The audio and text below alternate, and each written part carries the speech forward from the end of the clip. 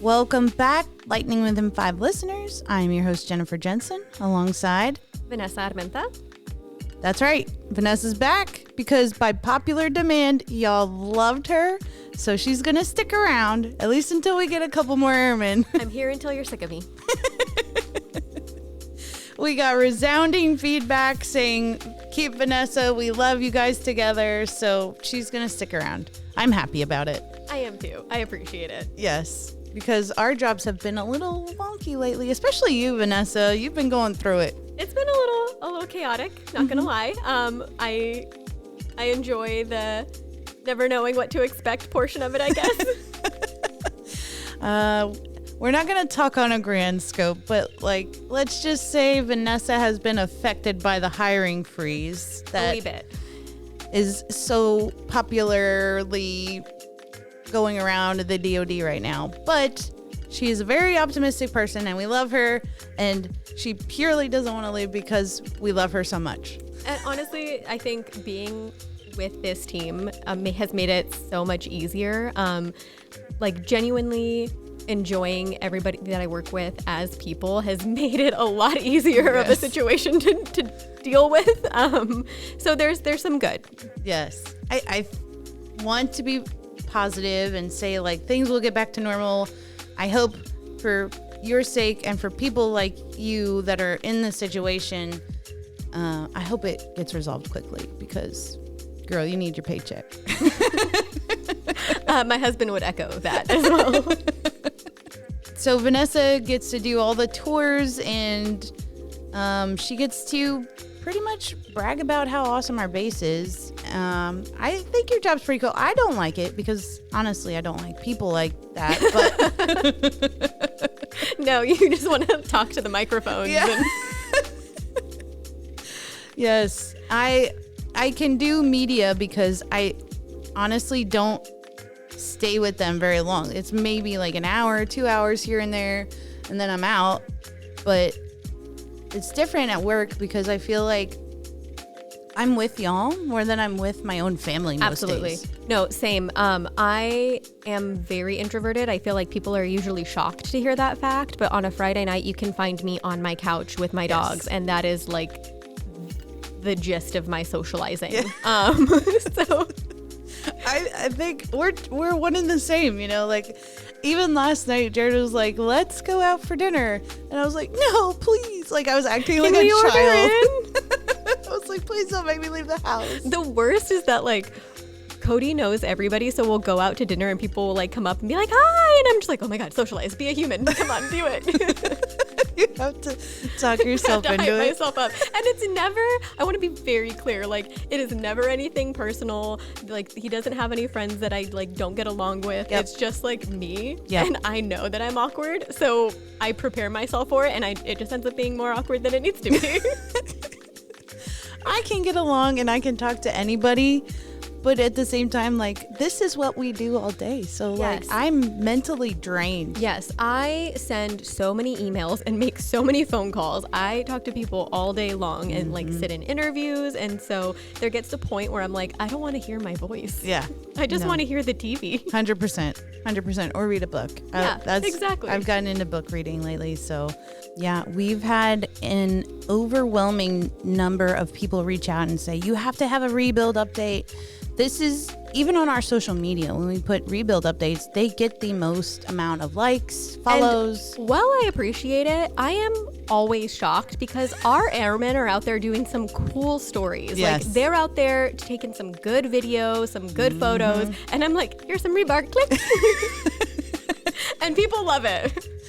I think they're just genuinely interested to see how the quote installation of the future is going to be so much different than the rest of the DoD installations across the country. Very true. And I think too, that's something that I share in as well, because there would be facilities that I wouldn't go into for a month or two and then go back to do an update. And I was just blown away by all of the progress that was made, or all of the new infrastructure that has been built, some of the new technology that's being used. So I get the fascination. It is very cool. Yeah. I was just talking to our historian Pipes, and he was telling me about how he was writing an article for local magazine. And it was about how the DuPont Bridge was a bridge to the future. And I was like, where are you going with this? It didn't make sense initially. But then he continued to say, even back in, segregation days, people would cross the bridge and there was no segregation here at Tyndall. So people that were treated differently across the bridge would just come over here, come to the movie theater, go to the bowling alley, and they would all just be one. And we were so far ahead of the time back then. That is so beautiful, and I love that reference. I feel like it gives a whole new meaning to installation of the future. Yes. And although, different times now, we're doing things that nobody else in the whole country is doing right now with rebuild. So no other airmen, I promise you, are staying in brand new dorm buildings. That alone, as a baby airman, would immediately spark my interest. Like, I want to go there. And can I just say that those dorms are nicer than my first apartment? Yeah. I was blown away. I was like, I almost want to enlist. Like, this is where I get to live? But it's still, and Pipes was explaining, he's like, we're doing things like with technology and we're doing things with construction that nobody else is doing. So it's still like a bridge to the future. Like, this is what the DoD should be looking like. And I'm like, that is so smart. And I love that he tied it in with that. Like, we've always done this, but, it was just different perspectives and different eras. So I think it's great. And I know everybody's going to be super excited about our guest today, Colonel Rob Bartlow. He is the chief of rebuild. Pretty much. I mean, he's the chief of NDR, Natural Disaster Recovery, but he is leading the... basically oversees the entire Tyndall rebuild and Natural Disaster Recovery Division. He is such a great interview. I feel like anytime I've had to interview him, he is always just so good at what he does, and you can see the passion there with what he does. And I always think it's funny because at the end of the day, like, we're talking construction, but I have never met anybody who is more passionate about what they do than engineers. Like, they will talk about a pile of rocks for hours and be excited. And it, like, to the point where I am also like, that is the coolest pile of rocks I have ever seen. Yes, I can relate. When we were on the flight line, I had an engineer telling me about this. I was like, hey, what's that cord sticking out of the ground? And he was like, oh, it's a wick. I don't know the technical term for it. Don't ask me. But he was like, essentially, we just shove that in the hole and it sucks all the water up out of the ground. And I was like, what? Yeah, the retention ponds. I could talk about the retention ponds for hours. Those things are so interesting.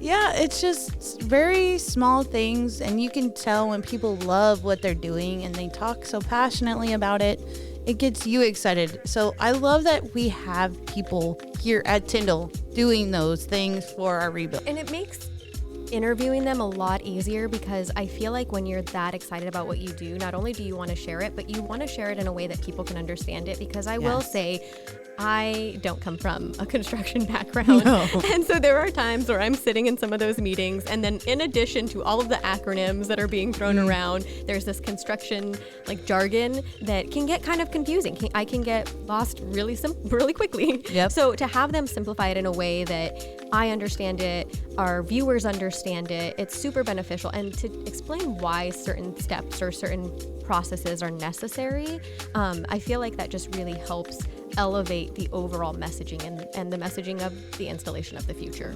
But it's just such a cool experience to see, from the ground up. And one of my favorite things that they do here, I guess it's just an engineering tradition, is the top out ceremonies. Oh, those are really cool. You sign the beam. So when we did the top out ceremony for Hangar 1 and getting to sign the beam that is the last structural beam that's put into place, it's just such a cool feeling to feel like you're a part of history. Yeah, your name will be forever on that beam. As long as that building is standing, your name will be on that. Yeah, I love that. I don't know about you, Vanessa, but every so often, let's say 3-4 months, 6 tops, I feel like I need a mental recharge from work. 100%. I have not had a prolonged absence from work for a very long time, probably since Jared came home. So I needed it. So my kids' spring break, popped up. So we went to the mountains of Tennessee, and it immediately made me want to leave work and never come back. Oh, yeah. I get that time. Anytime I get like extended time off, I'm like, do I have to? Yeah. But I think part of that is because, and I want to be very clear, like I love my job. I love working with the people that I work with. And it makes it so hard to take time off, especially with us right now. I think they did the numbers and we're like less than 40% manned. Yeah. So there is a lot of sharing of tasks that we're doing right now. So it's not very unusual that like we'll be in the studios taking photo, or we'll be doing media escorts, or we'll be doing tour. Like people who don't work in certain areas will just kind of do it to help out the team. And I think that you get in this mindset of like, I don't want to take time off because I have XYZ coming up and somebody else is going to have to take on that responsibility. And as fun as it is, and as much as I enjoy these tours, doing so many back-to-back is draining. Eventually it does get tiring, but I find myself fighting the mindset of like, well, I don't want to take any time off and put that on anybody else's plate. So when you finally do take that extended time off, you're like, oh my goodness, I could breathe. You're better than me because I don't care. If I get to the point where I'm like, dang, I really need a break, I do not care. But work is work. That's a really healthy mindset to be like, okay, I am not in a place where I can give my 100%, and the best way for me to be able to do that is to take a step back and to take a little time off and reprioritize my mental health, and then I can go back to work and give my 100% again. Yes. Because there are some times where I'll push through and I'm going on like 70%. Yes. And I'm not doing the same quality that I would be doing, or I'm making errors that I wouldn't be making. Yeah. Whereas if I just prioritized my mental health and was like, you know what, working multiple weeks back to back to back, doing tours and all these other things in between, it's not great for my productivity. Like I need to take a step back and maybe take a week off. So I do have breaks planned on the calendar, but we'll simultaneously be like, oh my God, I'm so overwhelmed, and not want to take a break and be like, I have so many things I need to do. But you also willingly put more things on your plate. That is something that I'm working on. I'll be drowning and someone will be like, hey Vanessa, can you edit this for me? And I'm like, absolutely, I would love to.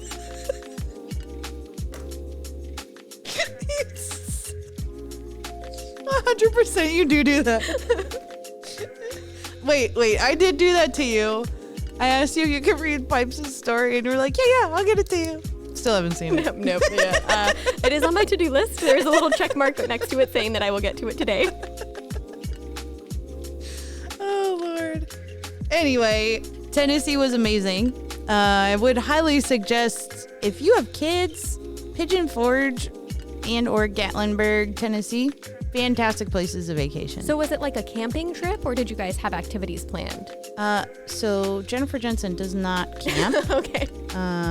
Glamping is considered a reasonable request. But no, we got a Airbnb cabin in the middle of the woods.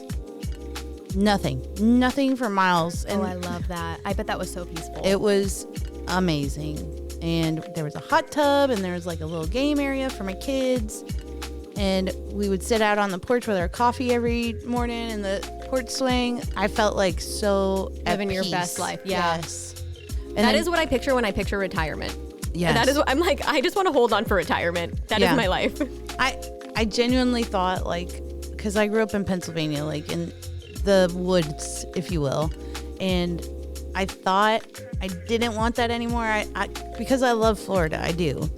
But after going to Tennessee, I'm seriously considering changing my you know what though retirement I location. do say that, and I think that I could do a small town, because I feel like anybody who knows me well enough would be like, girl, who are you kidding? I am a city girl through and through. Like it's always been a dream of mine to end up in a large city. I think that I could do a small town if it was like big city adjacent, because I find like I have this like inner conflict with myself where I'm like, I just want to live in a little cabin in the woods and like, feed all the birds and deer. And then I'm like, no, I want to be like gung-ho about work and living in a big city, like a city that never sleeps, like order Chinese food at 4 a.m. So who knows? That's what you're excited about? Ordering Chinese food at 4 a.m.? That's what makes me happy. Okay. The simple things in life. All right, everyone, we're going to take a short break, and when we come back, we'll have Colonel Bartlow. This episode of Lightning Within 5 is brought to you by the 325th Fighter Wing Public Affairs Shop. For all the latest news, photos, videos, and more, check out our Facebook page, Instagram, and our official website, tyndall.af.mil.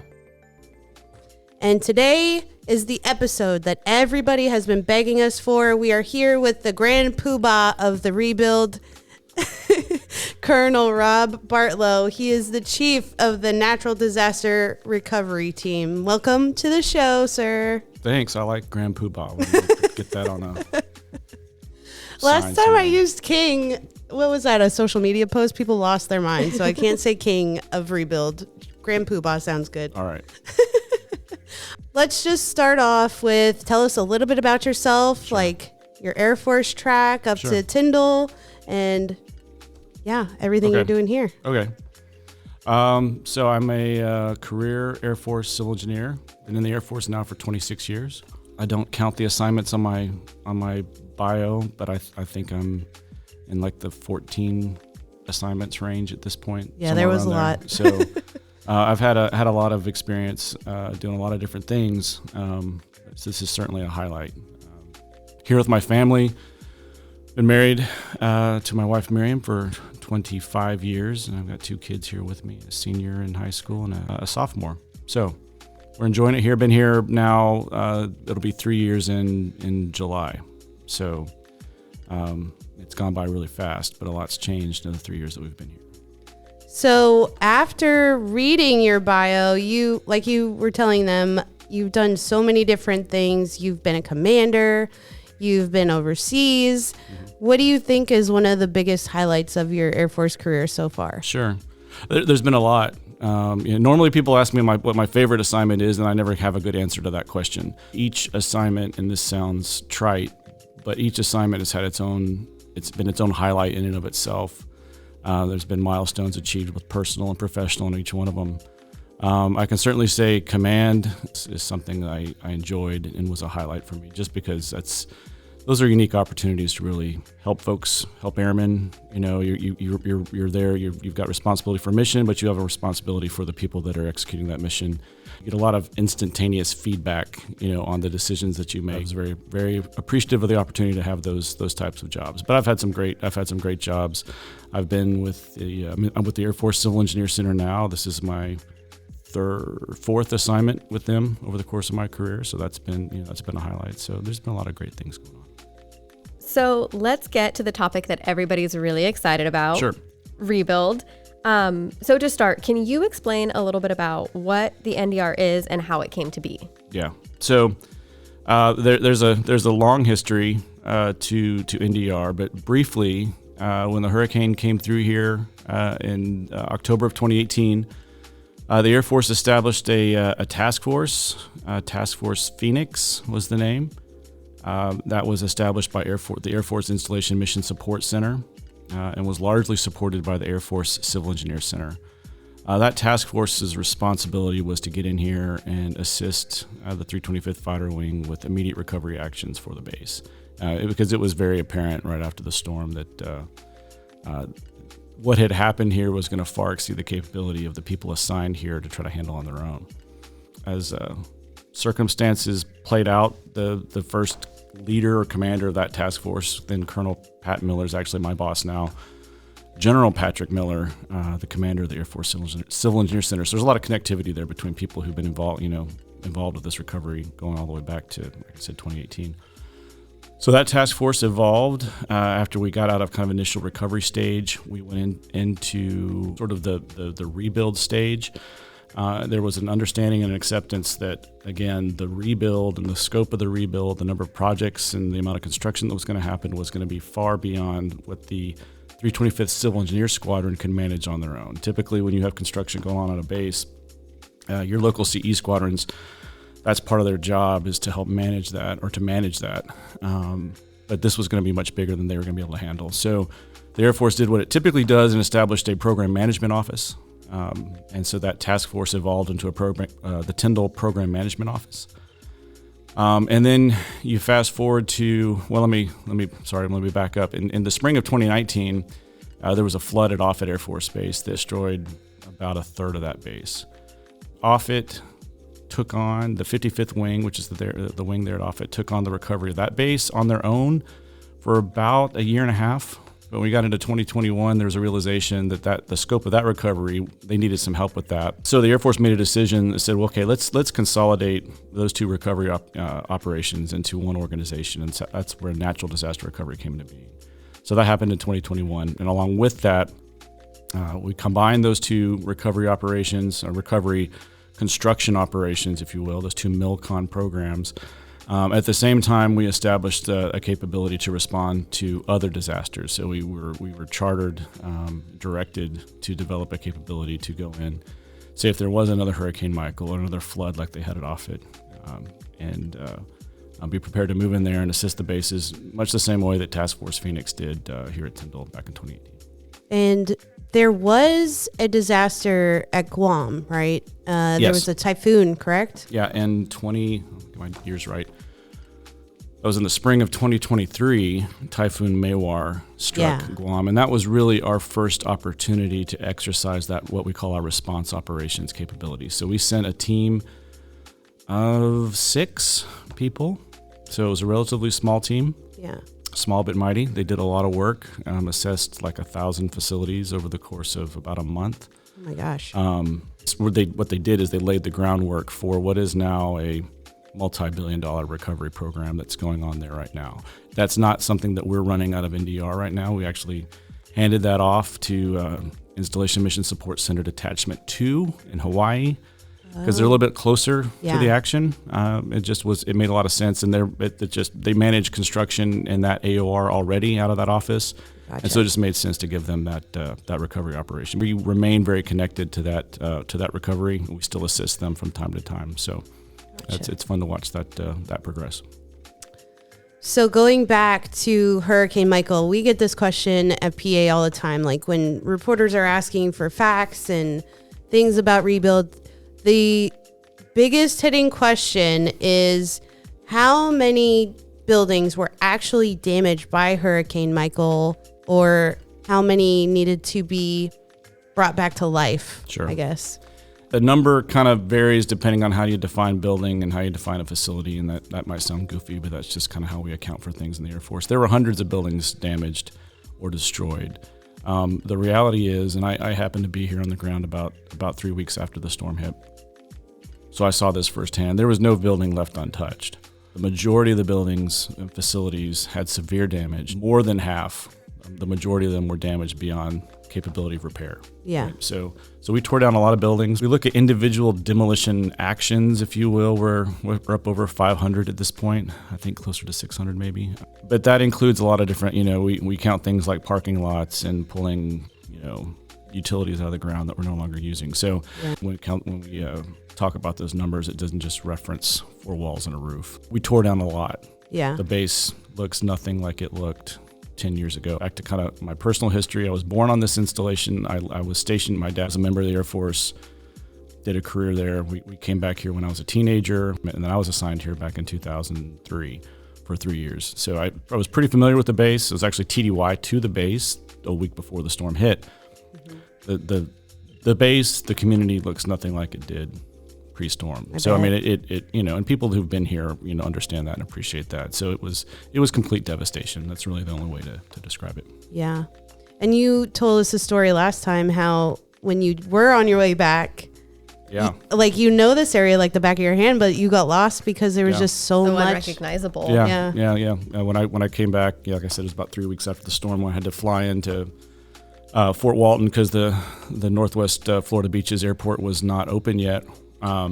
Drove in from Fort Walton and came in from the north and came down Highway 77 down through Southport and then into Lynn Haven and got right into Lynn Haven, and then immediately the roads were blocked and I had to take some detours and then got lost because I had no idea where I was because all the familiar landmarks were gone. Yeah. So it was pretty eye-opening. We all recognize that rebuilding a base entirely from scratch is just a huge undertaking. Sure. But during this process, you oversee plans, problems, and praises that the public just doesn't see. Sure. What are some of the pain points while Tyndall is getting back on its feet that you can share with our listeners? Well, I'll tell you, so I'll talk about things they are seeing and things that they might not see. So first things that are very evident, right, is we're at a point in construction right now where we're very heavy into utilities and roads, which means we're digging in the ground a lot and we're tearing up a lot of roads and realigning roads because we're putting in, and the reason we're doing that, and that because that might not seem obvious to folks, is what the storm gave us was an opportunity, right? We're always supposed to not talk about problems, but talk about opportunities, right? It did actually give us an opportunity because if Tyndall was very much, it was just like any other Air Force base, right? And what I mean by that is we built the majority of our Air Force bases back in the 50s and the 60s. And since then, what we've done is we've taken buildings built in the 50s and the 60s and we've repurposed them as missions change. We don't typically, we don't always get the opportunity to tear them down and start with something new. We look at a building and say, well, okay, I can't do this anymore, but we can do something different. Yeah. So what we had, when we went into the storm, is we had a base that wasn't really optimized for the mission that it was supporting. You had missions, units, squadrons scattered all over the base in different facilities. It was suboptimal. So being able to start from scratch allowed us to kind of lay the base out in a way that made sense and that contributed to mission effectiveness instead of deterring from it. We moved a lot of facilities around from where they were before, put them in places where they weren't before. So when you do that, you got to put all your utilities in, you got to put new roads in. So that's why we're doing what we're doing. And it's frustrating. It's frustrating for me. And we've experienced that when we've tried to meet up for media interviews, and we're on the phone. So where are you? I can't see you. We're trying to drive around, and things can change on a weekly basis. I can tell you that's going to last for at least the next year. It's doubly challenging here because again we're doing it while the base is still operating. Nothing's slowed down. We highlight the fact that, I said that the base was devastated by the hurricane and pretty much, almost completely destroyed. But the flying mission picked up almost immediately. And the weapons evaluation group I know hosted one of their WESIP exercise. I think it was a WESIP. It may have been a different exercise. But they hosted a flying exercise within about a month and a half of the storm coming through and haven't stopped since. And then obviously the 325th Fighter Wing continue to support F-22 FTU ops, and then up until they started receiving the F-35s 2 years ago. Yep. And that hasn't, and that's just accelerated. So we're still, we're working a mission that's still the working base while we rebuild it. The other complicating piece is we're also constructing vertically while we're putting in all these roads and utilities, and that's a challenge because typically, if you were to go, say, if I was a property developer somewhere. Which we're pretty familiar with around here. You go in to develop an area, like a new neighborhood or whatever.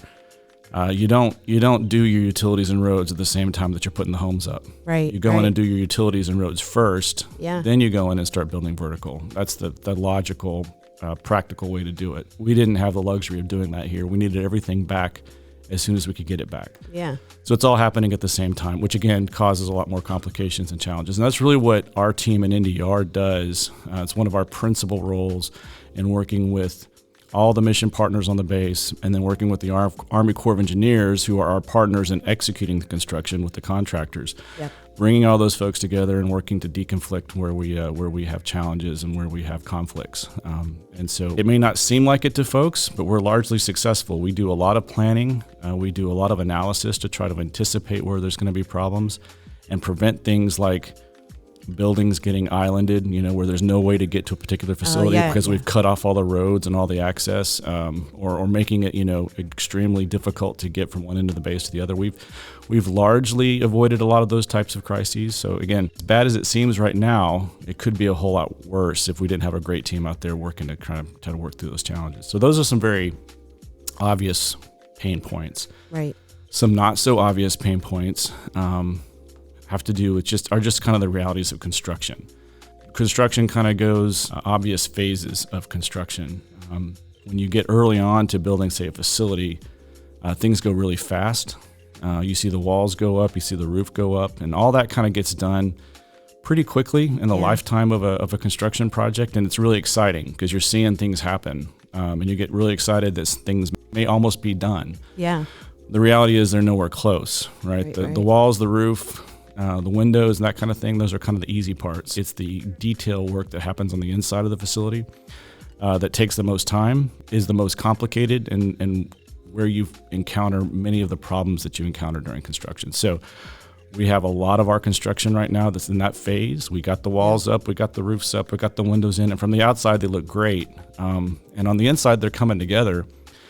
It's just taking time. Right. And again, this is where you kind of run into issues and problems and conflicts that maybe you didn't realize or didn't anticipate in the designs. And so you have to work through those types of things. And so that's why you see things up. You see like a lodging facility that's up right now. And you think, wow, that looks like that's been ready to open for like the last 6 months. Yeah. And it's been close, and Yeah. it's still really close. But we're probably still a few months away from being able to hand that over to the base and let them get that staffed up and open, just because there's some details on a large facility like that has taken us a while to work through. So those are probably not so evident pain points. They're evident in that, hey, there's facilities out there and people are probably wondering, why is this not open yet? Right.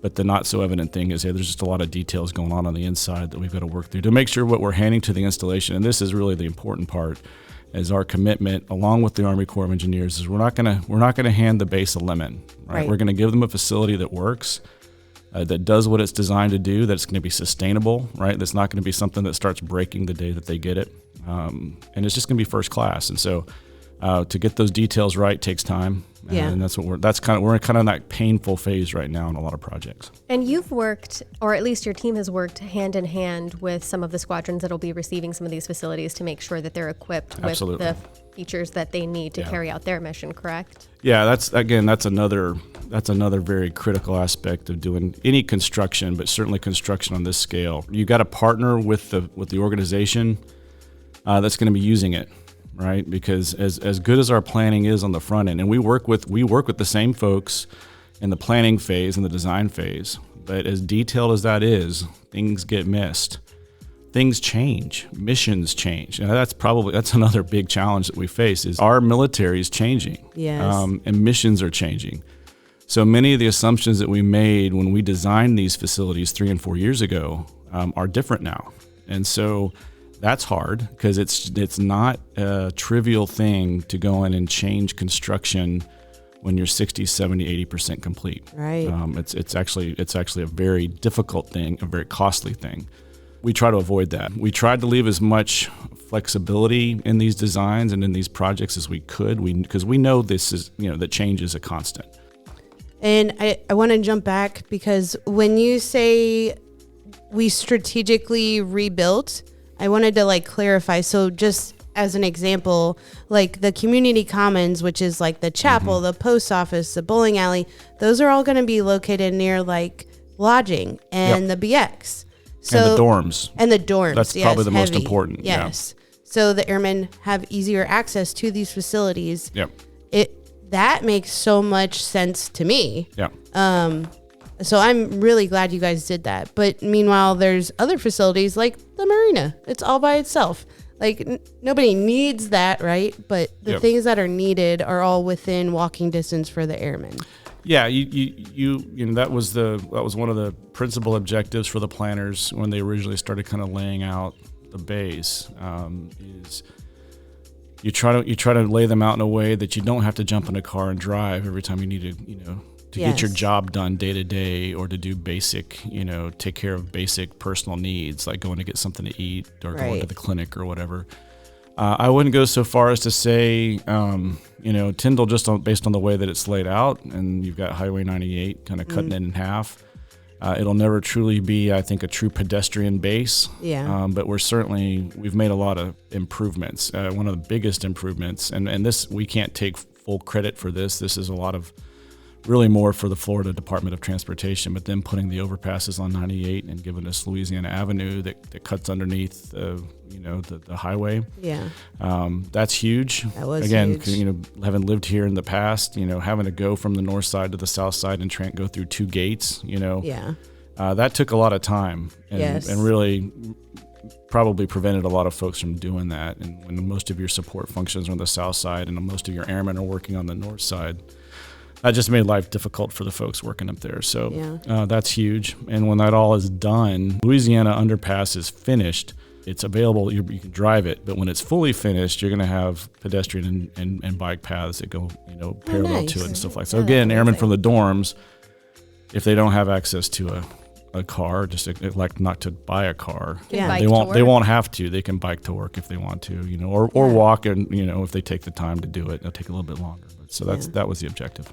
I wanted to ask about a little rumor that I heard, and maybe you can provide some clarification. I love to talk about rumors. I had heard when we were sort of clearing everything out and doing some foundational work on the flight line side that there was a Mr. Bones that was found. Yeah, that was a little kind of a jarring. funny story. So part of the heritage of the I think it's the 95th, yeah. right? Yeah. So the part of the heritage of the 95th Fighter Squadron, and I'm not going to get this. I don't have all the background. You'd have to talk to somebody from the 95th, but essentially, if it's on, you see it on their patch. You see the skeleton, I think, with the top hat, and that's Yes. Mr. Bones. And I don't know where that comes from, but that's heritage that goes back, I think, to World War II for those guys. Yes. As part of that heritage, they kept a Mr. Bones in their squadron, and A it was fake actually a fake skeleton. Fake Yes. skeleton. That's a very important distinction. This was not an actual human being. This was a fake skeleton. And then at some point. And I don't know exactly when this was, but the 95th Fighter Squadron, which was one of those FTU training squadrons, deactivated. Yes. I can't remember when that was. It had some time within the last 6 or 7 years. So when they deactivated, they buried Mr. Bones out on the flight line. They gave him a funeral. They apparently, yeah. Where we come in, and I'll tell you. So just for context, right? So what we call cultural resources in the military. That's a fancy way of saying. We have things on our base. We recognize these bases are on lands that have been occupied and utilized by humans for far longer than there's been in the United States. Right, And that's yeah. pretty much, that happens in almost every installation that we have.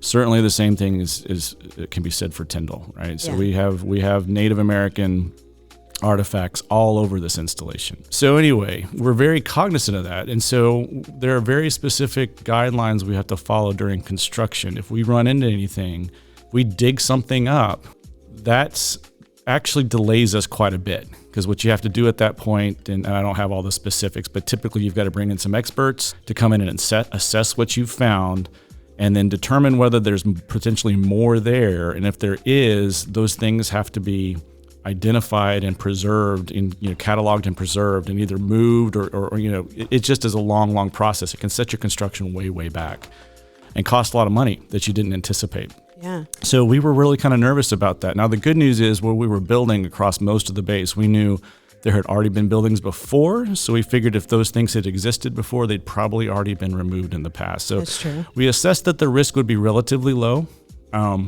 So fast forward to it was a couple of years ago. They're digging out, because we're building the F-35 campus right where the F-22s were maintained.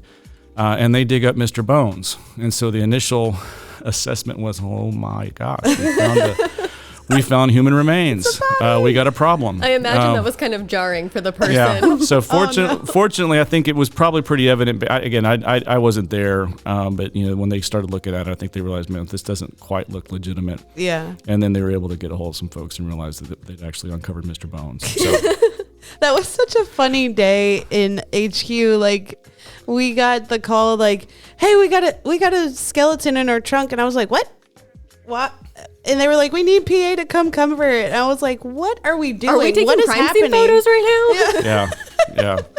And it's good that they realized it wasn't legitimate before they threw it in their trunk. If they thrown it in the trunk, that'd have been, when you find that stuff, you're supposed to stop and leave it alone until somebody who knows what they're doing comes and looks at it. So, that is a funny story that comes out of, and it's not a rumor, that did actually happen. So I think he's actually been repatriated now. I'm assuming since the 95th is back. Yeah. He's resurrected. He's resurrected. He's probably sitting over in their squadron somewhere. Yeah, he attends all the unit's functions. Like, I want to say he's at like every award ceremony. Yeah. He goes to the Air Force Ball. Like, Good. just crazy things. People Yeah, probably try to steal him and all that kind of Yeah. stuff. As somebody who wasn't familiar with that tradition when I first started and was not briefed on it previously, I think one of the first things that I attended, I think it was like my second day of work, was our first F-35 arrival. Oh, yeah. And Mr. Bones was there. Yeah. He was sitting in a chair, and That's I was right. like, "What is Yeah, I remember happening?" that. Why is there a skeleton in here? What kind of weird military rituals do they have, right? Yeah. Poor Vanessa. Yeah, we- She's like, what did I get into? Nobody prepared me. We got to have fun any way we can, right? It's always got to make it weird. Life's too short. Another question we get asked all the time, mostly, again, by reporters because they want to know the facts, is how many rebuild sites approximately do we have? Yeah, that's again, sounds like a really straightforward question. Unfortunately, the answer is a little more nuanced. We have, as part of the recovery program, about what we call 44 MILCON projects. MILCON is an acronym. We love acronyms in the military. It stands for military construction, so it's actually a pretty easy acronym. But those 44 projects, some of those projects are delivering multiple facilities. So the 44 projects is delivering 120 new facilities across the installation. Mm-hmm. Like I said before, not all facilities are 4 walls and a roof. Some of these are like parking apron, right? Places to park aircraft. So some of this is horizontal. But in general, that's the scope of the rebuild. That's new construction. Now, there's also repair projects that we've executed. And I say we, this is the collective we. So early on in the program, our organization, the organization that I'm a part of, NDR, before that, the PMO, worked a lot of these repair projects. And then a few years ago, we handed those back to the base. So that's actually your base civil engineers are doing any remaining repair work. And there's still repair work left to be done. They're still doing it. That's being done by them. But there's been over 200 of those executed, right? So there's a lot of construction going on. Right now, just for MILCON, we have in the neighborhood, just short, because we've already started to complete some. So I think we're sitting at probably just over 35 active construction projects right now, and those are all delivering somewhere in the realm of about 100 new facilities. So, and again, we've already completed a handful of those as well. So that's why that number is less than the 120. And the most recent one, you guys just handed over the dorms, didn't you? Yes, that's very, very recent. So the dorm, well, actually dorm 1, right. So there's 2 dorms. Yep. Dorm 1 was handed over, I think it was last Friday. It was late last week. Yes. Now that's huge. That's a big milestone. Those dorms are unique in a good way. Yes. I think they're beautiful. Yeah, they're beautiful. Yeah. I think it'll be a great place for airmen to live.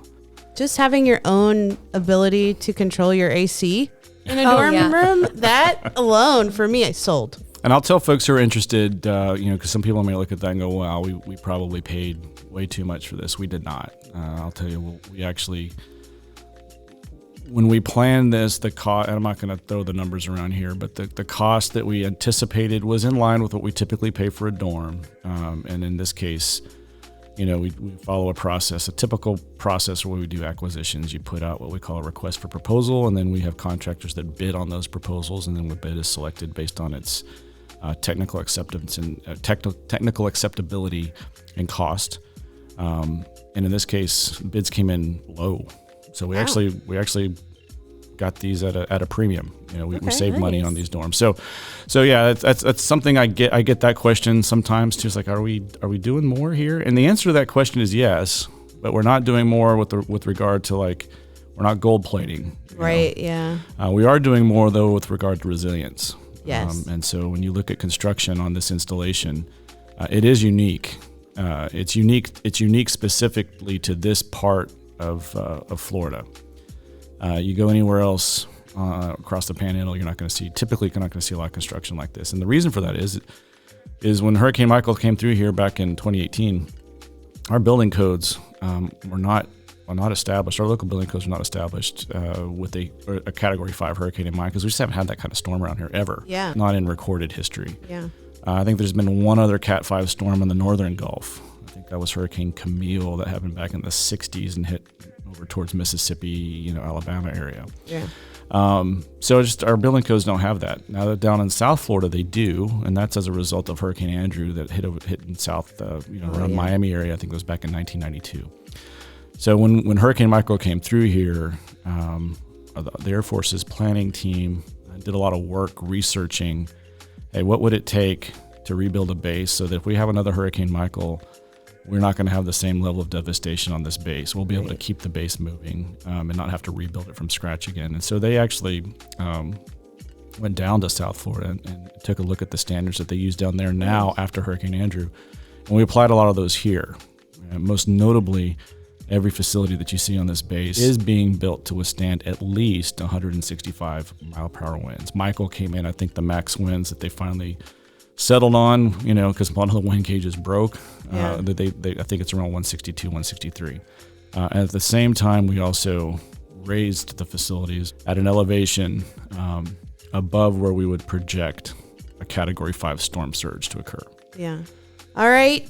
Colonel Bartlow, thank you so much for joining us. I hope this appeased everybody's rebuild need. So yeah, I hope so too. And if folks are interested, you can Google us. You can see where we are. Yeah. You can stop by. We can show you what we're doing. We're always happy to talk to folks about what we're doing. So we welcome anybody to come by and ask us questions. Hit us up. All right, sir. We'll see you soon. I'm sure of it. Sure. I know. All right. Absolutely. All right. That wraps it up for this episode of Lightning Within 5. Thanks for listening.